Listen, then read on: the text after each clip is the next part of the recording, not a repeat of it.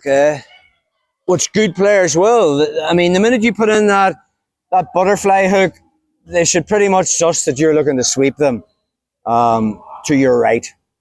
Okay? They'll be keeping all their weight to their left, and in jiu-jitsu, we take the path of least resistance. So we're just going through the same sequence again. I have harness control. Okay, whether I decide to go to the underhook side or crippy, I move my sternum to where it should be. I start working the system. Maybe he gets the baseball bat grip. So again, we know now we can work that master key. I strip it, switch to the cross grip, and now I have the straitjacket system. But I didn't do this. If you play this game right, do the move now, crippy, it's just not going to happen. If you keep his elbow off the mat, he can't work this escape. But we have to plan pathways in case he does. So once he puts his elbow on the mat and starts to turn into me, I let go of the wrist and he just switched to the gift wrap position. Okay, just circle this road, buddy. Now, from there, I move my hip out and I put in my butterfly hook. Just be aware that there are things they can do from this position. Crippy has a free right hand. So if he puts it behind my elbow, no, not your right hand. Right hand. Yeah, this one, and put it behind my elbow. Here? Yeah, and push it off. Yeah, take it back a step. So we're here. Okay, so even before I hit the sweep, we're thinking about responses. So if he gets his hand on my elbow and peels it off, I've kind of lost this position. Take it back a step. The minute he puts his hand on my elbow, I know he's going to push it off. I let go, and I just find the collar. Push it off now. We're back into the system again. Okay? Off pathway one. Let's look at that again. So, we're here. He gets baseball bat control.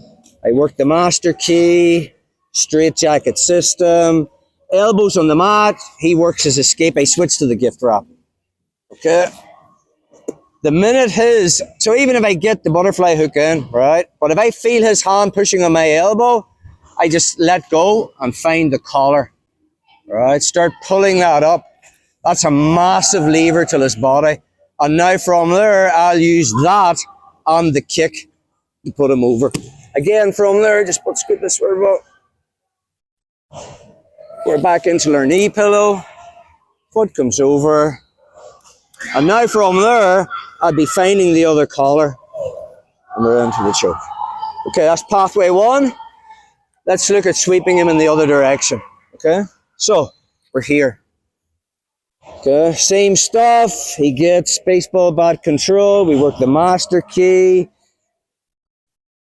Want that, doesn't give it to me. Now I've got it. He puts his elbow on the mat, starts to come to his knees.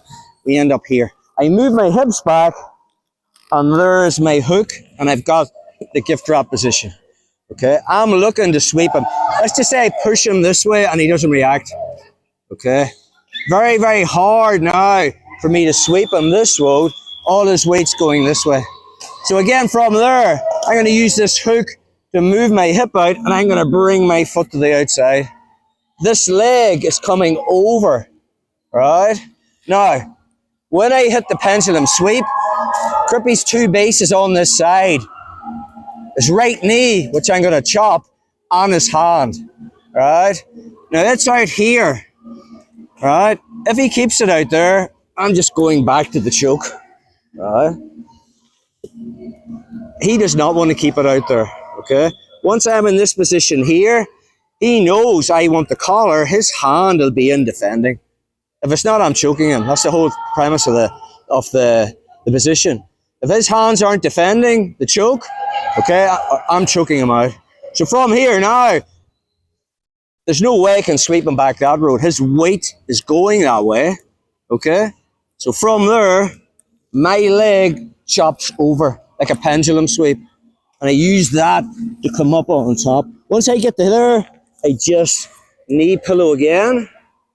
And we're back by sheer luck into the system again. So again, from that position, I switch grips. I find the collar. Crippy defends. I can move him back to get my foot in. We're back into the system. Spot scoop down that road, bro. So one more time on that. You want to get into the mindset. if he isn't defending his neck with his hands, choke him out. All right? It would be rude not to. If his hands are out wide, stopping the sweep, choke him out. If his hands are in close, defending the choke, sweep him. Because he's no base with his hands. Does that make sense? So whatever he gives you, let's go over that second sweep again. So we're here, we go to this side. Again, he makes baseball bat, master key, strip it. Straight jacket, I made the mistake. He gets his elbow on the mat, starts to turn, I let go, and now we have the gift drop position. Okay, so let's just say put that hook in. I'm looking to sweep him. The other detail is, I didn't emphasize that enough, this foot is on the mat as a lever. So when I push Crippy away and he pushes into me, that left foot, that is on the mat and I can kick him. And maybe, as I go to sweep, he's bringing all his weight. That's road. Okay, the minute he does, my foot comes to the outside. Right? I'm looking to see where that hand is. Right? If it's out, I switch to the choke and I'm going to take him back this road with my Sumigashi hook. Right? But if he's savvy, he's defending his neck. It's in there.